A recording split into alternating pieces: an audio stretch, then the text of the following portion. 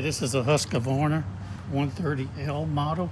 It's a straight shaft and it has what they call the rapid replace head on it. I'm going to show you how to put the string on this head. I'm going to pop the head off just to show you. The slots go up, so if you're going to put this back in there, there's no slots here. The slots here go to the upside.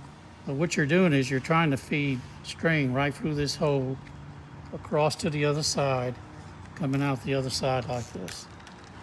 So this is the hole that you're trying to hit. So you could feed it through there if you want while it's off, but naturally you don't want to take the head off if you don't have to. To line the hole up to the slot, let me show you how to do that.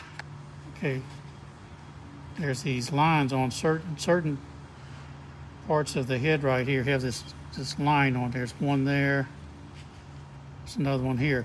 So if you line that up straight with the hole here, you're lined up with the hole that you got to put the string through. And it's about halfway up between here. It's right there where that screwdriver's going in. So that's where you're trying to feed the string. So let's put the head back on and feed the string through it. We got the head back in place.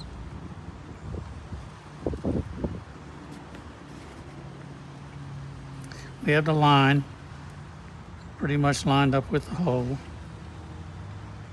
If I take my string, let's see if we can get it on the first shot here. It's coming through the other side. You pull it, pull your string through until the two sides are equal.